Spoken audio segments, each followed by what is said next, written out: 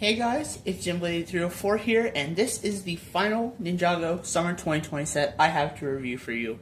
This is set 71840 Rogue vs. Drix Race Car Duel. This has 111 pieces, 3 minifigs, and will retail for $23 when it releases in North America on August 1st. It released everywhere else in the world on June 1st. I got this early from Target a couple days ago. So let's take a look at the two builds, and then we'll take a look at the minifigs, and we'll talk about a couple extra weird things I experienced while building this set. The set itself is relatively simple.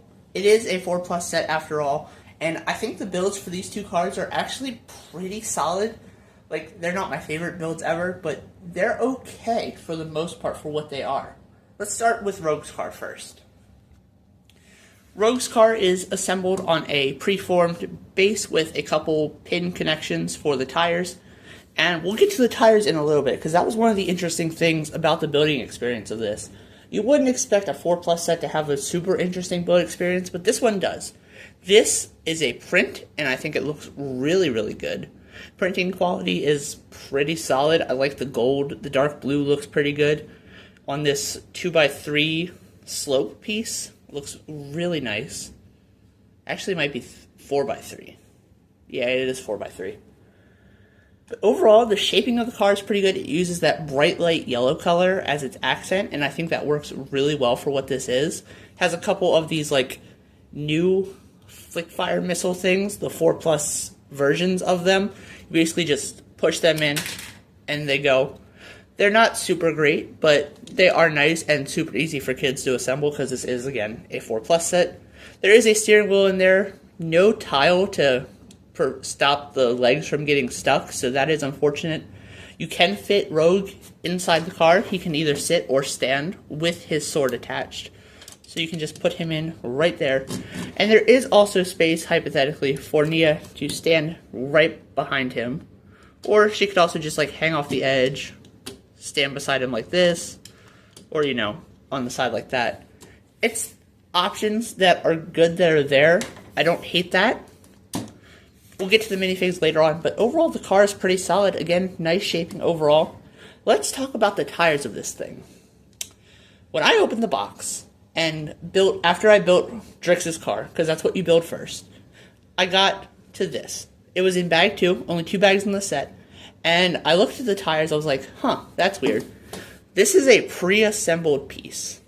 The wheel and the tire were already assembled together, so that's a thing. And it also had this new color for this axle pin in the like baby blue, light royal blue color.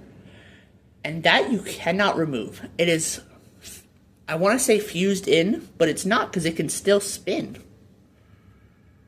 So that was an interesting building experience. The tire can, of course, still come off. It's just like a regular tire. And you can see the color of the Technic pin. I don't know what this is about. That was definitely a shock to me, because none of the marketing material really shows that. And I looked at the instructions, I was like, that's interesting. Drix's tires did not come pre-assembled. But all 4 tires are like that. The wheel and tire come pre-assembled, and then that Technic pin fused together with them. Pretty interesting in my opinion. Did not expect that. And this does roll pretty well. So yeah, this is a pretty solid build. I don't hate a lot about this, aside from the fact that it is a 4+ set. Drix's car, on the other hand, is a lot simpler. It is also on a preformed base piece, and mine did unfortunately come bent out of the box. So it was a little bit of a struggle to get this to assemble properly because of the warping of the piece. Not all of them are going to be like that, but mine did unfortunately come a little bent. I don't know if that was a production error or if it was just bent in packaging, travel, whatever it may be. I asked my friend who got the set at the same time as me from the same retailer if his was bent, and it was not. So that's interesting to say the least. He has a little steering wheel and there's some nice engine detail with these 1x4 engine pieces. Uses the light aqua for these tooth pieces along the side just to give it a little bit of texture on the side and some spikiness. Has these 3 claws on the back which remind me of the wolf mask claw piece, but it's fine. These wheels do not come pre-assembled. These you have to put the tire in the wheel, which I thought was interesting. I don't know why that choice was made specifically for Rogue's car, but it is what it is. You do have space for a minifig in there. You could also, I guess, hypothetically put someone up front, but then Drix wouldn't be able to see. And overall, it's a pretty interesting little car. It's not the worst thing I've ever built, but it's definitely not my favorite of things. The 3 minifigs in this set are from left to right, Rogue, Nia, and Drix. These figures are all technically exclusive to this set by virtue of the addition of one piece or subtraction of one piece. Rogue's hood is new in that color combination for this set. Nia does not have her armor piece that she has in the Temple Bounty set, and Drix is also lacking his armor piece seen in sets prior. Drix is sporting the reveal blade, the other two just get a standard golden katana, which I think is fine. Level of detail here is pretty good. I like Drix's figure just in general. I like the pattern of it on the front, just the way that the print matches up between the torso and then the legs and then the hip piece as well. I think it looks really good. Rogue is the same standard figure we've seen before, same with Nia. But let's take some of this additional stuff off to look at the other face prints. Drix's face print looks pretty good. Rogue's face print, pretty good. Nia's face print, standard. We haven't seen much change to it. Overall, figures are pretty good. Nia is the only one who does get an alternate face because of her hairpiece. Rogue could have gotten one, but they chose not to for the set, and I think that's fine. And Drix has just some nice, bug detailing on the back because he is the elemental master of Swarm.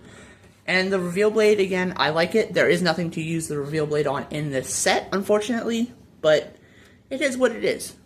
3 pretty solid figures overall. Now, let's talk about something I don't usually talk about. Extra pieces. The extra pieces included in this set are 2 of the missile type pieces, and they are supposed to be in the set. That is a 100% inclusion. Everybody's going to get that. The katana is standard fare. You get a katana every time you get a Ninjago set, basically an extra one, just because of the way the piece is, how it's bendable and it could break. And then these 2 pieces, this 1x2 dark blue T-slope, and then this 1x2 bright green plate. These are not supposed to be in the set. I have asked my friend who also built this set. He got them in the set as well. And I don't know why they're here. I checked through the instruction manual. They're not supposed to be in the set at all. It was really interesting. It was just a strange building experience for me, this entire set from start to finish. It was very interesting. I don't know why these pieces are here, but I like the bright green color and the dark blue is fine. They're just going to go into a bin for me personally, but nice inclusions of extra pieces. If you want me to cover stuff like this more often, let me know and I'll definitely try to remember to do that. As for value for this set, $23 definitely feels like too much. I think $20 is perfectly fair for this. It still does not give it a great price to piece, but overall the set for what you get here is not bad for whatever you pay for it. The figures are fine. They are technically exclusive because of the lack of armor pieces for Nia and Drix, and also the new hood piece for Rogue. Value-wise, I think it's fine. The back of the box just shows you that it's easy to build and it shows you everything you should get in the set, including all 4 of the spring-loaded, not spring-loaded, flick-fire missile bits, push-fire, whatever they are. Overall, this set is fine for $23. I don't love it. I don't hate it. I would say it's probably my least favorite set of this year, but it's still not bad by any means. Let me know what you think about this set in the comments down below. Thank you guys so much for watching, and we'll see you guys in the next one. This is Jim 304 signing off. Bye.